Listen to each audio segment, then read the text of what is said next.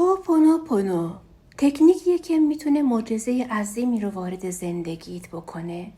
آیا میدانی دردهایی که احساس میکنی از تو نیستند، بلکه از نسلهای قبل آمدند؟ با این تکنیک کارمای اجدادی رو پاک کنی. ای خدای من، ای جهان هستی، متاسفم برای اعمال، رفتار، فکر، نگاه، صحبت و یا هر کاری که باعث شده از من انرژی منفی وارد چرخه پاک تو شود. لطفاً مرا ببخش، چرا که اکنون آگاه شده‌ام و میخواهم نیروی عشق را در تمام خلقت تو جاری کنم.